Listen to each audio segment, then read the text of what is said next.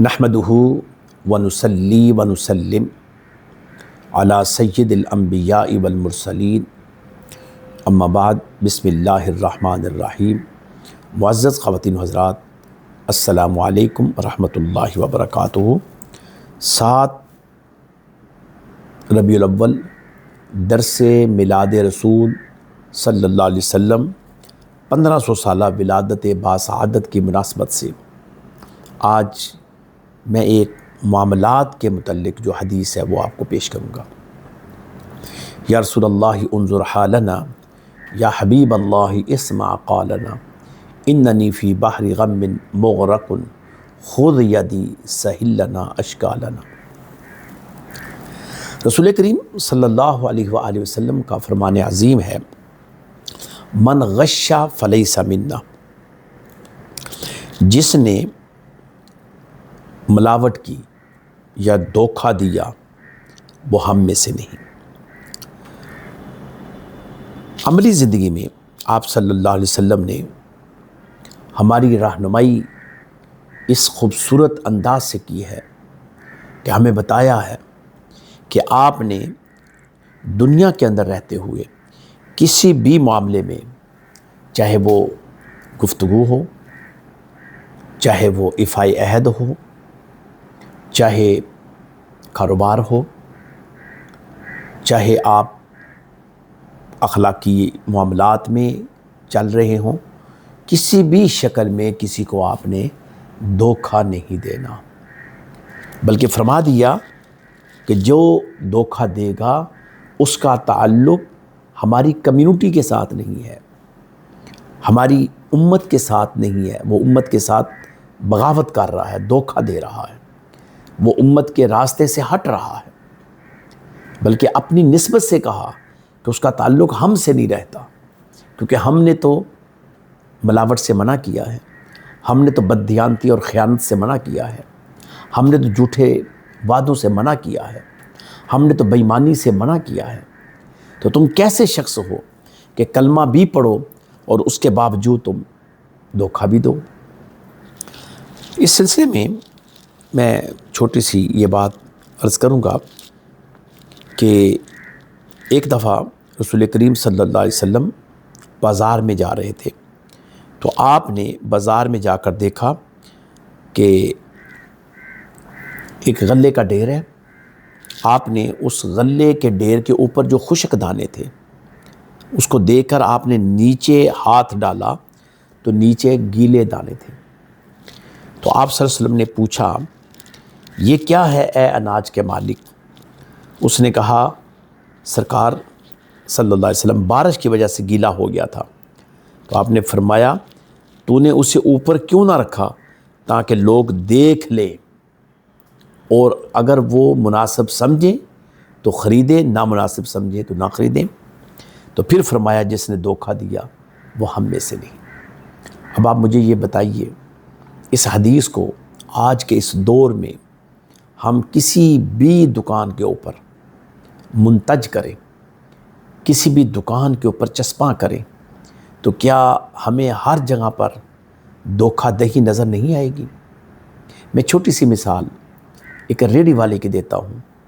آپ ریڑھی والے کے پاس جائیں اور اسے کہیں کہ 1 kg آم ہمیں دے دو، وہ آپ سے اپنی مرضی کی قیمت وصول کرے گا، لیکن جب آم دے گا تو اس میں لازمی طور پر 2 یا 3 دانے وہ گندے ڈال دے گا۔ آپ سیب والے کے پاس چلے جائیں، اس کا بھی یہی رویہ ہوگا۔ آپ سبزی والے کے پاس چلے جائیں، سبزی کو وہ سارا دن پانی ڈالتے رہتے ہیں تاکہ جب تول میں آئے تو اس کا وزن زیادہ ہو، حالانکہ جب پانی آپ چھڑکاؤ نہیں کریں گے تو اس کا وزن کم ہوگا۔ اسی طرح آپ کسائی کی دکان پر چلے جائیں، اس کو بھی آپ دیکھ لیں کہ پانی کے ساتھ گوشت کو تر کرتا رہے گا۔ اس کی وجہ کیا ہے؟ اس کی وجہ یہ ہے کہ اس کے تول میں اضافہ ہوگا، جبکہ گوشت اگر خشک کیا جائے تو اس کا تول جو ہے وہ زیادہ جائے گا، جو گاہک ہے اس کے پاس مال زیادہ جائے گا، لیکن اگر پانی ڈالا ہوگا تو مال تو وہی ہوگا، لیکن پانی کے وزن سے، گیلا ہونے سے وہ مال سے ڈبل نفع حاصل کر رہا ہے۔ اسی طرح آپ کسائی کا ایک اور رویہ بھی دیکھیں گے کہ وہ چربی ڈالتا ہے، ہڈی ڈالتا ہے، اور اس کو بھی وہ اس میں شامل کرتا ہے۔ اسی طرح پولٹری والوں کو بھی دیکھ لیں، ان کا بھی رویہ ایسا ہی ہے۔ تو اگر ہم ان چیزوں کو دیکھیں گے تو کیا یہ ملاوٹ کا عنصر نہیں ہے؟ کیا یہ دھوکے کا عنصر نہیں ہے؟ اسی طرح آپ چلے جائیں، جو مرچ پیستے ہیں ان کو بھی آپ دیکھ لیں، جو چینی بیچتے ہیں، موٹی چینی اور باریک چینی، آپ دیکھ لیں ریٹ کے اعتبار سے فرق نہیں ہوگا، لیکن وہ موٹی اور باریک جو ہے چینی جب فروخت کر رہے ہوں گے تو اس کے اندر بھی ان کی ملاوٹ ہوگی۔ منافع خوری جو ہماری سوسائٹی کا ایک زہر بن چکا ہے، اور ایک ایسا زہر ہے کہ جو کہ گن کی طرح لوگوں کے اندر سرائیت کر چکا ہے، اور کوئی بھی شخص جب مارکیٹ میں جاتا ہے وہ اس توقع کے ساتھ تو جاتا ہے کہ مجھے اچھی چیز مل جائے، لیکن اس کو اچھی چیز نہیں ملتی۔ اسی طرح آپ کسی ایسی مارکیٹ میں چلے جائیں جہاں کپڑے کی سیل ہوتی ہے، وہاں بھی آپ دیکھ لیں، وہاں بھی کوالٹی کو ملحوظ خاطر رکھا جاتا ہے۔ حتیٰ کہ آپ ملک شاپ پہ چلے جائیں تو وہاں بھی 3 برتن پڑے ہوں گے، ایک 200 روپے کے جی کا ہوگا، ایک 100 روپے کے جی کا ہوگا، ایک 80 روپے کے جی کا ہوگا۔ صاف پتہ چل رہا ہے 200 والے میں پانی کتنا ہے، 100 والے میں کتنا ہے، 80 والے میں کتنا ہے۔ ایک غریب آدمی مجبور ہو کر وہ 200 والا یا 100 والا نہیں خرید سکتا، وہ 80 والا لے کر چلا جاتا ہے۔ تو کیا یہ دھوکہ نہیں؟ لیکن یہ اس حد تک ہماری بے حمیت بڑھ چکی ہے اور ہماری غیرت ایمانی ختم ہو چکی ہے کہ ہم سرعام یہ دھوکہ دہی والا کام کر رہے ہیں۔ یہ معمولی چیزیں ہیں جس کا تعلق پبلک کے ساتھ ہے۔ میں نے اس لیے اس کا ذکر کیا چونکہ یہ حدیث جس تناظر میں ہے وہ اسی طرح ہے کہ آپ صلی اللہ علیہ وآلہ وسلم منڈی سے گزر رہی ہیں اور آپ نے غلہ کو چیک کیا، تو اسی طرح آپ گندم جو بیچتے ہیں ان کا دھوکہ دیکھ لیں، آپ جو چاول بیچتے ہیں ان کا دھوکہ دیکھ لیں، آپ جو بڑے بڑے ڈپارٹمنٹل سٹور ہیں ان کا دھوکہ دیکھ لیں۔ کئی دفعہ تو ایسا بھی دیکھنے میں آیا ہے کہ کے جی کا اوپر ریٹ لے رہے ہیں، لیکن اندر سے 900 گرام جو ہے وہ مٹیریل نکل رہا ہے۔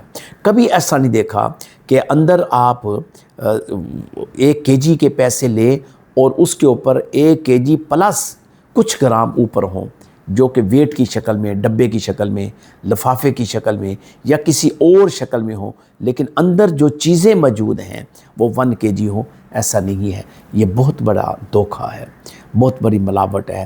آپ پیسے لے رہے ہیں، آپ قوم کے ساتھ دھوکہ بھی کر رہے ہیں، فریب بھی کر رہے ہیں۔ اگر اس کو میں وسیع پیمانے میں لے جاؤں تو ہر ہمارا جو انسٹیٹیوشن ہے وہاں پر بھی آپ کو کسی نہ کسی شکل میں دھوکہ نظر آئے گا، کسی نہ کسی شکل میں جھوٹ نظر آئے گا، کسی نہ کسی شکل میں ملاوٹ نظر آئے گی۔ پتہ نہیں ہمارے معاشرے کو کیا ہو گیا۔ بس یہ سوچ لیجئے کہ ہم رسول کریم صلی اللہ علیہ وسلم کی امت میں بسنے والے لوگ ہیں۔ یہ سوچ لیجئے کہ ہم حضور علیہ الصلاۃ والسلام کے امتی ہیں۔ کل ہم کس منہ سے آقا علیہ الصلاۃ والسلام کی بارگاہ میں پیش ہوں گے، کس منہ سے حضور علیہ الصلاۃ والسلام کا سامنا کریں گے کہ ہم تو دنیا کے اندر دھوکہ کرتے تھے، دنیا کے اندر فریب کرتے تھے۔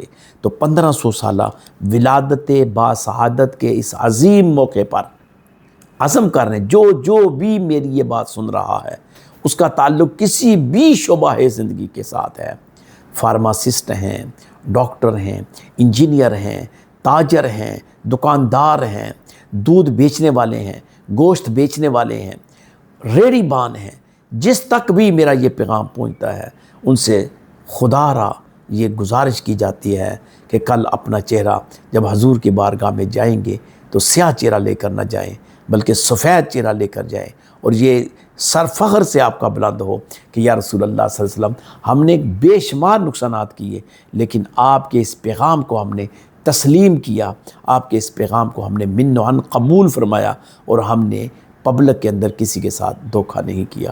اللہ تعالیٰ سے یہ دعا ہے کہ اللہ تعالیٰ ہمیں سمجھنے کی توفیق عطا فرمائے، آمین۔ وآخر دعوانا ان الحمد للہ رب العالمین۔